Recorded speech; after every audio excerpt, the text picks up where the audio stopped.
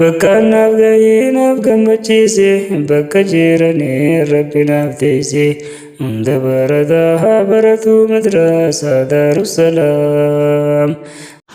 Assalamualaikum warahmatullahi wabarakatuh. Enyu kati kan kotis madrasah. Terus hanggarra guyyumaatu har'a. Gammachuu tantoo duratan barattoota kiyyaatiin dursa jedhe ustaazni madrasaa Daarussalaam.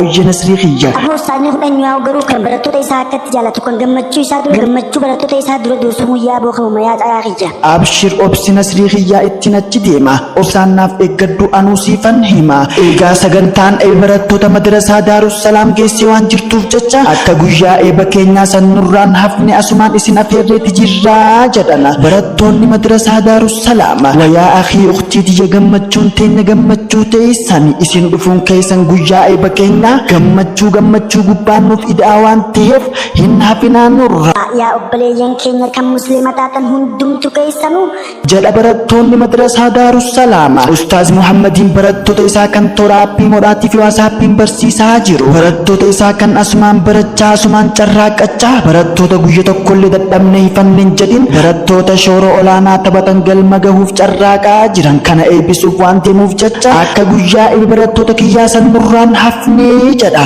madrasaan Daarussalaam. Yaa ustaazota keenyaa fi kabajamoo fi qaalii akkasumatti illee yaa barattoota ustaazota keenyaa qaqqaalii hundumtu keessanuu akka ustaaza keessan jalaa hin hafne hadaraa asumaan isin afeerreeti jirra waan ta'eef akka nuuf hirmaattan jedha madrasaan Daarussalaam. Egaa keessummoonni sagantaa keenyatti nuuf hirmaatan ulamaawota keenyaa fi du'aawota keenyaa fi ustaazota keenyaa fi munashidoonni keenya hundinuu sagantaa keenyatti nuuf hirmaatan.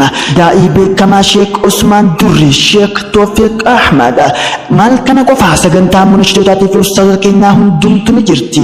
Munashid yookaan ustaaz Anas Muhammad, ustaaz Abdurrahman Hussein, munashid Najjaash Muhammad maal kana qofaa munashid Tujii Abdul Jabbar, munashid Abdullah Gerarsa, ustaaz Abdurrazzaq Markaz Abdullah ibn Mas'ud. Egaa sagantaan bareedduun akkaan des nama jettu kun akka isin hin dabarre asumaan isin afeerreeti jirra waan ta'eef jecha guyyaa eeba keenyaa san nuuf hirmaattanii jedha. sagantaan teenyaas akkuma beekamu guyyaan keessa gaggeeffamtu guyyaa isinaa ollee halkan salaasaati waan ta'eef jecha akka guyyaa eeba keenyaa sanatti nuuf hirmaattanii jedha madrasaan Daarussalaam. Egaa sagantaan teenyaas akka taariikhaatti Shaabaana 20 baatii 8 bara 1444 Maarchi 12 baatii 8 bara 2023 sagantaan teenyaa sa'aanitti eegalamtu galgala keessaa sa'a 2 fi cinaa hoggaa ta'u biyya teenyatti akka sa'a biyya Arabaatti sa'a 8 fi cinaa hoggaani sagantaa kanarratti akka dhuftanii hirmaattan isin hundumtu afeeramtanii jirtan waan ta'eef jecha akka nurraan hafnee jedha eeba barattoota madrasaa Daarussalaam.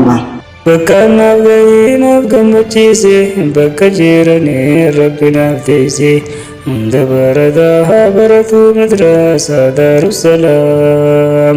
Argachuudhaafis lakkoofsi bilbilaa duwwaa 9 duwwaa 4 duwwaa 235 kanatti argachuudhaan waan barbaadamu teessoon keenyas magaalaa masgida Arattanyaa gamoo walitti hoteela Umar Kaaffee irratti argamna waan ta'eef jecha dhuftanii sagantaa dabalataa argachuudhaafis jabeessifachuudhaafis barbaannaan lakkoofsa bilbilaa sanatti dawwaleettanii argachuu dandeessani. Kanaafuu akka gartee isin dabarre jedhna. Diin Islam zillu diinil Islam.